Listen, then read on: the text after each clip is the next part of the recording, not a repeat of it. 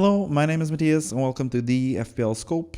Today I'm going to talk about the weekly wildcard draft for Game Week 7. And if you don't know, the weekly wildcard draft is something that I do every week, as it says in the title. And it is pretty much just a wildcard draft where I go from player number 1, which is the most important player to have, all the way until player number 15, which is the player that I'm the most unsure about having in my squad. And basically just laying out what I think is the best squad to have in Fantasy Premier League going forward in the next 4 to 5 game weeks and beyond. So yeah, let's just get it moving and get on to the number 1 pick, which is, as always, Haaland. But now he's sort of a bit under threat, because as you can see from the fixtures, he doesn't have the best fixture list, but at the same time, it is Haaland, the best player in FPL, the most highly owned player in FPL history. I think he's like up to 92.5 or something percent in terms of ownership. So most people have Haaland, and most people are going to captain him for a certain amount of weeks. Like, there are some upcoming game weeks where you could go with a differential captain, but as we saw in Game Week 6, that has the potential to go very bad. But yeah, Haaland didn't really punish his non-believers that week, because he only got 1 goal against West Ham when he really could have had 3 or 4, potentially even 5 goals, when a lot of other people went for Son as captain, for example.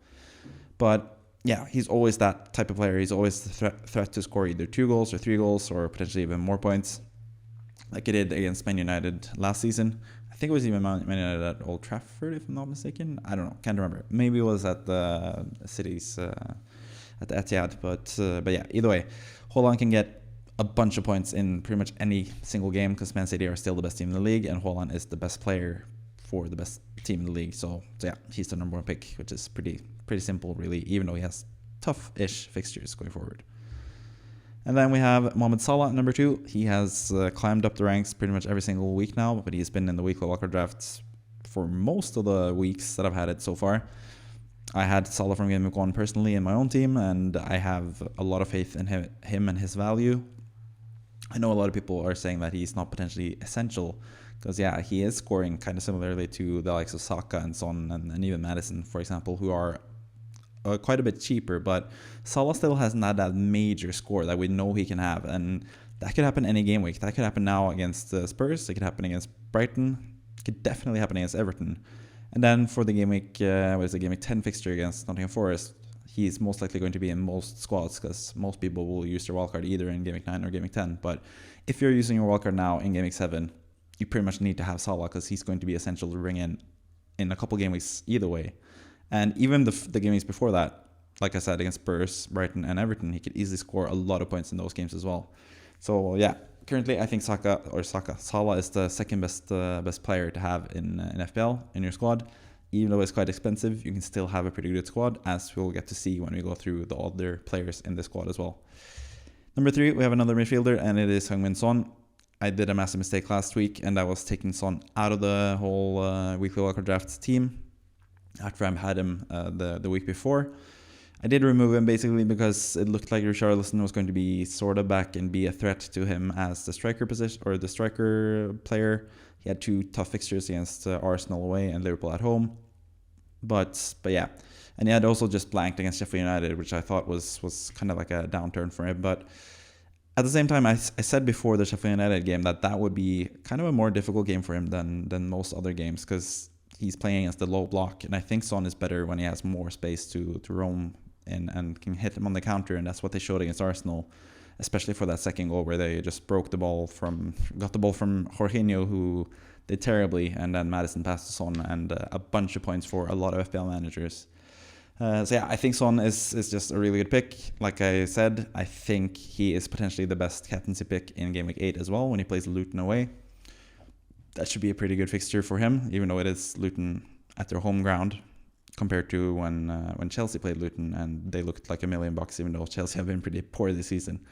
But yeah, I think Son is probably the best captain's option in Game Week 8, and that's why you sort of need to have him in your squad. And also the game weeks after that, Fulham at home, Crystal Palace away isn't the best for Son, but after that again, he has some decent fixtures. So yeah, I feel like Son is pretty much a must at this point in NFL, especially if you're wildcarding. I think he should be in your squad, because yeah, this squad is still going to be really good, even though the first 3 players cost quite a bit of money. We're still going to have some good players to come. And the next one is one of the more cheaper ones in terms of midfielders, but it is also one that I'm pretty damn certain about being a really good pick. He's been really good so far, even though Aston Villa have had pretty tough fixtures. I'm talking about Moussa Diaby if you're not watching the video. But Moussa Diaby is going to have some fantastic fixtures coming up right now. He has Brighton at home, which is still like a decent fixture from an attacking perspective, so you can bring him in this game week as well. I'm looking into potentially doing that or bringing him into my own team in the next game week against Wolverhampton. But yeah, from Wolverhampton onwards, from basically game week 8 until game week 14 or 15, I think, around that point, Aston Villa have some of the best fixtures in the whole league, and Diaby has just looked amazing. Aston Villa have looked pretty good offensively in general, and they're only going to get better with Jacob Ramsey coming back in and Moreno coming back in as well, but Diaby is still going to be playing every single week. They also have Saniolo coming in, who is like a late summer signing, who's also getting integrated into the squad. So Aston Villa are a really good attacking side and have those amazing fixtures, and Diaby has looked like $1 million so far, and he's just taken the Premier League by storm, and I fully expect him to be one of the best players in FPL going forward, and that's why he is the number 4 pick this week. Next up, we have another Spurs midfielder, James Maddison, in midfield. Like with Son, he has really good fixtures after the Liverpool game. Not entirely sure about Maddison against Liverpool. You could potentially bench him for that game week, but at the same time, he has shown that he can get points in pretty much any game. 2 assists against Arsenal, which is really great. Doubling up on the Spurs midfield seems like a pretty good option, especially considering their fixtures after the Liverpool game. So if you're wildcarding this game week, maybe you could do like the sort of thing where you have a different midfielder as a punt for this game week, and then you switch to Maddison next game week. But I don't know. I don't really like booking transfers in for wildcards. I like more doing a transfer before the wildcard rather than doing the transfer after the wildcard. But either way, Maddison has really good fixtures, and he just looks like a solid pick in general. And considering his price as well, he's only 7.7 now, 7.6, around that price. He's someone that you could keep for longer as well. Even, like Son is someone that you should probably have for the easier fixtures, but once they get tougher fixtures, then maybe you should sell him. But Maddison is someone that is a bit cheaper, so you could probably just have him in your squad and potentially bench him a couple game weeks if he has tough fixtures. So long term wise, I think actually Maddison is a better pick than Son, but in the short term where Son could potentially be a really good captaincy option in game week 8, I still think Son is a better pick, but both of them are fantastic picks, and that's why they are, again, like I said with Diaby, that's why they are so highly rated in this weekly wildcard draft. That's why they are among the top 5 picks. So we have 4 midfielders already. Then final midfielder is going to take quite a bit longer before we present him because he's pretty far down the list. But let's move on to the defense. And yes, we have another Spurs player. We have the Spurs triple up. This is also a player that you should probably bench in this coming game week against Liverpool. But after that, I think Destiny Udogie is going to be really, really, really good in FPL. I think he's going to be the best defender basically for the next 4 or 5 game weeks because they have Luton away, Fulham at home, Crystal Palace, which is a easier fixture for the defensive players because Crystal Palace are a team that don't really score that many goals and they don't concede that many goals. So Destiny Udogie could be a better player in that game than the other Spurs midfielders. But Udogie, someone that I've also talked about since the start of the season. I think he's been in every single weekly wildcard draft since game week 1. He's been in my team since game week 1 in my personal team as well. So Udogie, fantastic offensive player who can get an assist or even a goal at some points. And he could also definitely get clean sheets when they play the likes of Luton and Fulham. So Udogie is currently my favorite defender because of the fixtures and the team that he plays for and just the way he's playing as well, offensively. And defensively, he struggled a bit with Bukayo Saka against Arsenal, but most people are going to struggle against Bukayo Saka, and he's not going to face Bukayo Saka every single game week. He does have a really tough fixture now against Salah, though, so maybe you should bench him. But after that, he is definitely someone who should play pretty much every single game week when they have those good fixtures. Then we have Sven Botman. He is also, spoilers, the only Newcastle defender that I have. I don't have room for Trippier. It's basically a cost thing, so this is maybe where the Haaland, Salah, Son sort of triple up thing is kind of costing you for the rest of the team. But to be honest, I don't think there's that much between Botman and Trippier. Yes, Trippier is creating more chances. He is on set pieces. He's going to get some assists, as we saw against Sheffield United. But Botman, for 2 million less, he's going to get the same amount of clean sheets as Trippier, assuming Trippier doesn't get subbed off early and then they lose the clean sheet. And he's actually pretty decent for bonus, and he's actually decent for attacking threat so far this season as well, scoring a goal against Sheffield United. So I think Botman, for the price of 4.6 he is now, is a really good price, and yeah, I think he's just more worth it than Trippier in my books, because yes, Trippier is going to get some offensive or attacking output, but Trippier at the same time is also kind of set piece dependent. Like he is a pretty offensive fullback, as we saw for the assist against, or with the third assist that he had against Sheffield United, the pass to Wilson. He was actually close to the box, but in general, most of my defenders are even more attacking than Trippier as well. So yeah, I think there are better options than Trippier, and I think Botman sort of covers him for the clean sheets and quite a few of the bonus points as well. So yeah, Botman, really good pick for that cheap of a price. He was probably 0.5 underpriced from the start of the season, but that's something we can take advantage of from this game week onwards, or even last game week if you brought him in like I did for my personal team. So Newcastle defenders are really good. You could potentially double up. I haven't for this week wildcard drafts. That might be going against like the norm, but I don't know. I feel better about having attacking defenders than having like clean sheets guaranteed sort of type of guys. But at the same time, we just finished talking about how Newcastle are a team that haven't kept a clean sheet. They kept like 2 clean sheets out in the last 20 games before the final 2 where they kept clean sheets against Brentford and Sheffield United.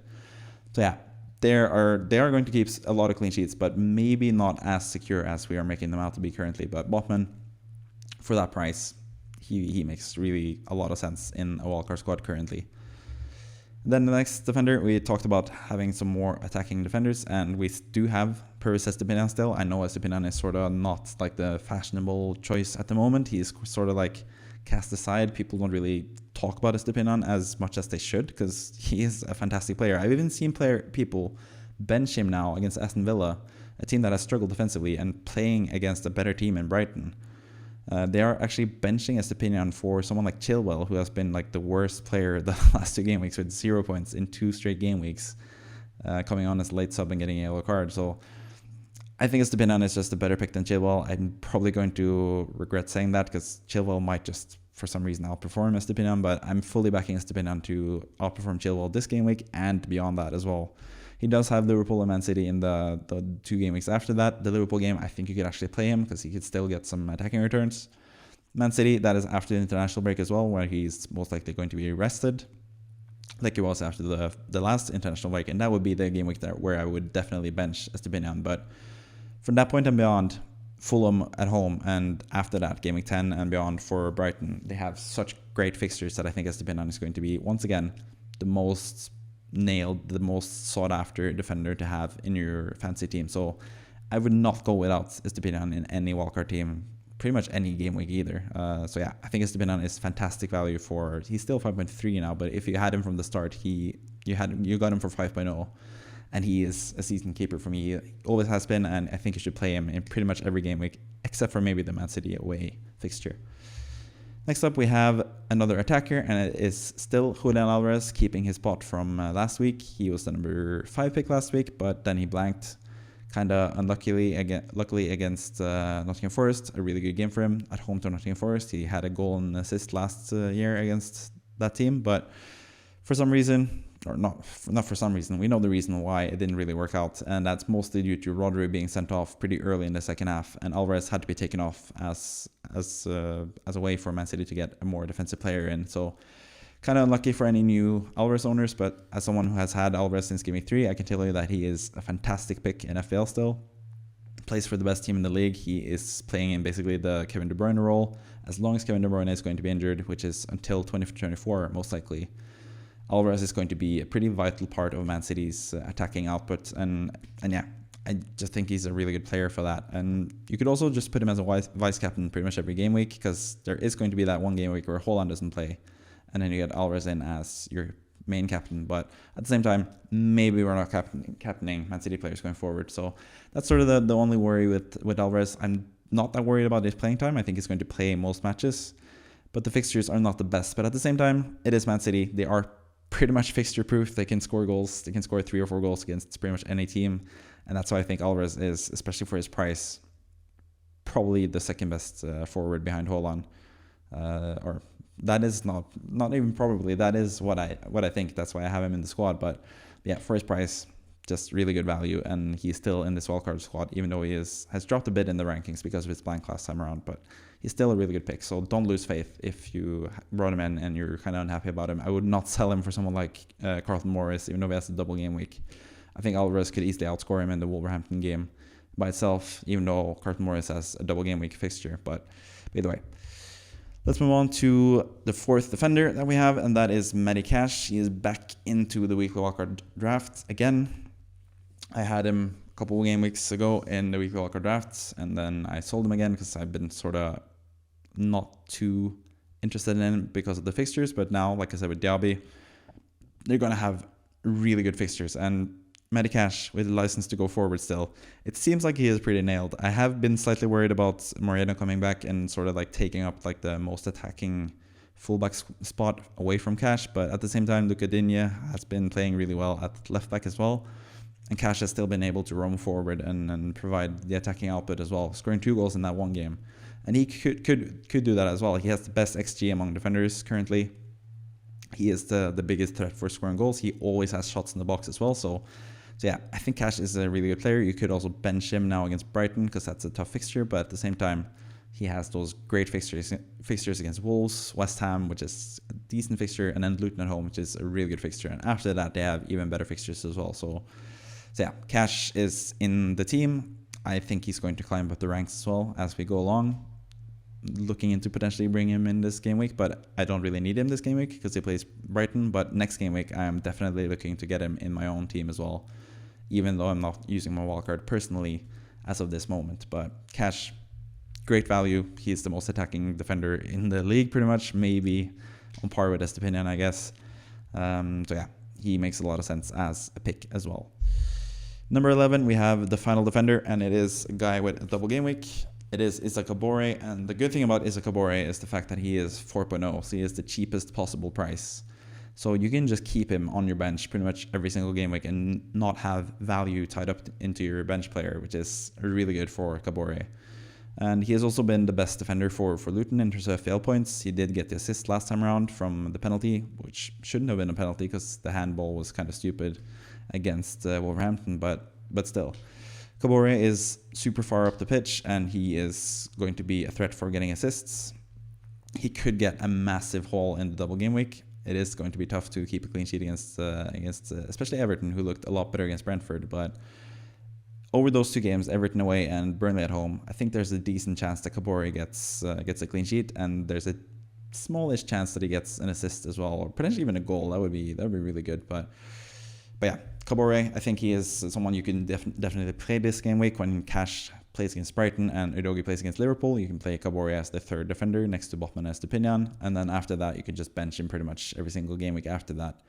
But also with this defense, I think there are a couple game weeks where there are some tougher fixtures for, like when we have some tougher fixtures for the other defenders, Kabore has actually pretty decent fixtures, so I think the rotation is actually pretty good for Kabore as well, so you might actually get use of him after the double game week as well, but you don't really want to depend on that either. But for the price, like I said, can't really go wrong for 4.0, which is the cheapest defender in the game pretty much, apart from a couple defenders that are 3.9 now. But yeah, Kabore. You could also potentially go with Lamptey as like a backup for Estepinian, as like a failsafe if Estepinian doesn't play and Lamptey plays instead. But yeah, Kabore, especially now for the double game week, makes all the sense in the world to have him in your squad.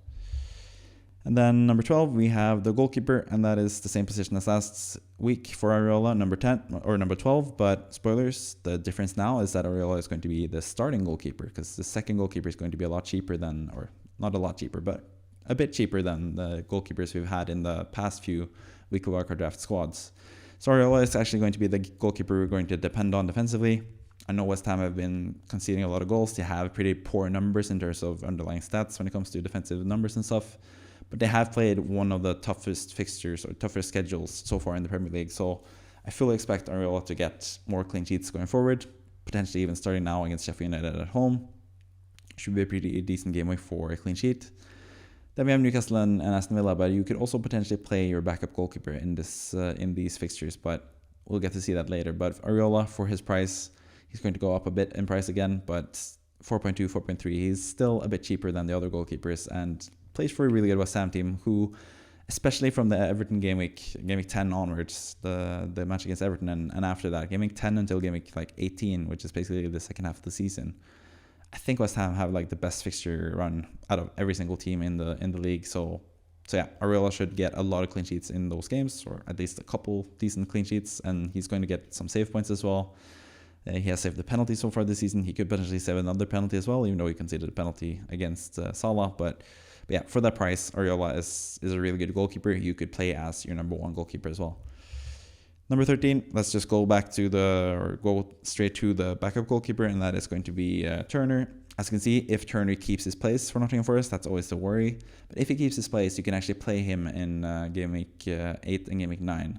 Crystal Palace away and Luton at home. Pretty decent fixtures for clean sheets if Turner keeps his place, and that is a decent opportunity. So yeah, even with Areola in those fixtures, Newcastle at home, Aston Villa away, the worst fixtures, but if Turner is playing those matches, you could definitely play Turner ahead of Areola and hope for clean sheet in those games. So they rotate pretty well. They are the cheapest potential price. There are some like cheaper goalkeepers as well, but the cheapest potential starting goalkeepers that we have currently in the game. So yeah, I think that is a pretty good duo, especially for the money, because you really want to spend the money offensively, because goalkeepers so far have been pretty poor just across the board. Like, I know a lot of people are going for Mark Flecken, who is like the Brentford goalkeeper, but I have had Flecken for a couple game weeks now, and I kind of want to get rid of him already. I might sell him for Areola pretty soon, personally, because Flecken is just terrible. He is not David Raya at all. David Raya is a fantastic goalkeeper, and he is actually a goalkeeper that I have considered as potentially a starting goalkeeper for my wildcard squad as well, or for like this weekly wildcard draft. But currently, I'm going to go with the cheaper goalkeepers just to have more money going forward. So yeah, Areola and Turner as the goalkeeper pair. I'm pretty happy about that. And then number 14, we have the backup striker. We have Kabore as a backup defender. We have Archer as a backup striker. Archer, again, the cheapest you can get in terms of nailed on starters. He's a decent player. He has Fulham away, which is, you could potentially play him if you are benching, for example, Alvarez against Arsenal away. Maybe you could play Archer, but yeah, most likely he's just going to be on your bench for a cheap price, and then maybe you get lucky sometime if someone gets rested and he gets to play. Then maybe you get the points, but mostly he's just a bench option. And yeah, pretty happy with Archer. Like, it's sort of harsh, I guess, to call him like their 14th pick, because he is pretty secure in my squad. But at the same time, maybe you want to go with 3 strikers eventually as well. That is a possibility, especially with the likes of Darwin and stuff getting better fixtures. Watkins as well getting better fixtures. So maybe you want to go with 3 strikers eventually, and that's why Archer is sort of more down on the list. But if you want just a cheap fodder bench option, then Archer is the best player you can go for, unless you really want to like pinch the money, the most money you can have, and go with someone like Osula, who is 4.4, rather than Archer, who is 4.6 currently. But yeah, the final player of the whole weekly wildcard draft is James Ward-Prowse with number 15. Sort of want to go with the punt here as the final midfielder. I don't have Saka, who is potentially injured now against Bournemouth. He also has pretty tough fixtures after that Bournemouth fixture as well. So yeah, he has not been in the wildcard squad for a couple of weeks now, actually, which in hindsight is kind of a mistake, because he was really good against Spurs. But now with the injury issues, he is sort of dropping out. And Ward-Prowse is someone that I'm pretty excited about for this game week in particular. We just saw Trippier with the set pieces against Sheffield United get a feast of points, 18 points I think he ended up with, getting 3 assists. And if you think about them conceding set pieces where Trippier takes them, then what if you upgrade Trippier to an even better set piece taker in Ward-Prowse? What kind of points can West Ham get from that, with the Ward-Prowse swinging the ball into Zuma or Aguerd or Mavropanos or Souček or Antonio? So many options for West Ham to header it home. Even Kudus, who scored a header in the Europa League as well. So yeah, I think Ward-Prowse is a really good punt for this game week. It's kind of why I like him, especially. But after that as well, like I said, with West Ham, they have those amazing fixtures coming up. And he's also someone that saves you a bit of money. So you could potentially upgrade your striker. You could potentially upgrade like Alvarez. You could upgrade Alvarez potentially, and eventually. Or you could upgrade one of your defenders as well. You could potentially get enough money to have Trippier rather than Cash or Botman or someone like that as well. So yeah, Ward-Prowse pretty cheap, pretty or really nice fixture coming up now, and even better fixtures, like in terms of the entire run of fixtures from Game Week 10 until Game Week 18. So yeah, I think it's just a fun little pick. But yeah, as you can see, there are 4 names here with the color green, and that means that we have 4 new players in the squad, and that means also that we have 4 players that have dropped out since last time. So let's just talk about them briefly. And the main one is Brian Mbeumo, who had as high as number 2 last game week, and that's because Brentford had looked pretty good, and Mbeumo had looked pretty good up until that point. They did lose against Newcastle, but I figured that was just because they faced Newcastle, which is a tough team to face. But now I'm starting to get more and more worried about Brentford going forward, and especially with the injuries that they've had. Now that Rico Henry has been injured, they also have Ivan Toney obviously suspended the whole season. That didn't really set them back that much, but now that Rico Henry has been injured for pretty much the entire season, and now Kevin Schade as well is going to be out for a couple months, I think, that definitely weakens Brentford's attacking output. And as we saw against Everton, Brentford are not really the same team that we expected them to be. They haven't really been as good as they looked the first few game weeks, and Mbeumo has kind of suffered for it. And at the same time, Mbeumo also was played as a wing back for parts of that game against Everton, which was really worrying as well. So I have him in my current team personally as well. Probably not selling him. Maybe I'm keeping him, but if I was on a wildcard, I would definitely sell him and get someone like Ward-Prowse, get a punt like that, or potentially even Bowen or someone like that, or Foden if you want to go with another City attacker. So yeah, Mbeumo, still a decent pick, but tougher-ish fixtures coming up. Not so sure about Brentford as a team, and not so sure about Mbeumo as the pick to keep him around. Then we have Marcus Rashford, who I thought looked really promising in Game Week 5. He had a lot of chances for Man United, and I figured the game against Burnley away is going to be where he's going to get a lot of points, but he was actually one of the few midfielders to blank last game week. So the potential for Rashford going forward looks a bit diminished now compared to what I thought a week ago. And especially, yeah, just Man United haven't looked that good in general. I think most people are kind of getting tired of the Man United midfielders in general and just want to sell them. They do have really good fixtures though, so that's always the issue with them. That's why I've sort of been pretty early on selling the Man United assets, because they had some pretty tough fixtures where they didn't look that good, and I didn't really want to keep them for those tough fixtures and then sort of have to be forced to keep them because they have good fixtures coming up. So yeah, Rashford just doesn't look as good currently. Man United don't look as good currently. They still have to work in how to use Haaland up front. So yeah, I just don't think Rashford is worth the money at this point. And Son comes into the team basically at the same price as Rashford and is a much better pick going forward, it seems like. So Rashford drops out. Then we have Bernd Leno, who has done nothing wrong so far. He's done everything right. He's been a fantastic goalkeeper, but I just want to save the money, and I also don't really think the Fulham thing is sustainable either. I think they're going to start conceding more goals eventually because they have been pretty terrible, especially defensively. They've been letting in a lot of chances, but Leno has been so fantastic that he's gotten a lot of FPL points so far. But yeah, he drops out to just make way and have cheaper goalkeepers for now. But Leno's still a decent pick. He still has decent-ish rotation with Areola as well, if you want to keep him. But yeah, I think he's just too pricey in terms of playing for Fulham, which is a pretty poor team. And then finally, we have Malo Gusto, who is obviously an obvious selling candidate because, he got a red card last game, and now he's going to be suspended until Reece James is back. Potentially, we never know with Reece James. He's probably going to be injured again once he comes back, so maybe Gusto at some point will be a better pick again. But with the red card now, most people will sell him. That means that he's going to go down in price again, so maybe that strengthens his appeal when Chelsea's fixtures get better again around like game 16, 17, but Chelsea's fixtures are getting worse. He's not going to play in those easy fixtures that they have now against Fulham and Burnley the next 2 game weeks. He's going to be suspended for those games, and then Reece James is going to be back as well, so Gusto is an obvious sell. So yeah, that's pretty much all the players covered, the players that have dropped out, the players that have been brought in, the whole entire squad. I also mentioned Trippier briefly. There are some other, I don't know, there are not too many other candidates for this team as well. There are a lot of good midfielders, to be fair. Jared Bowen is definitely someone you could go with rather than Ward-Prowse. The team value of this team is around 100 million, so everyone should be able to afford this with money to spare as well.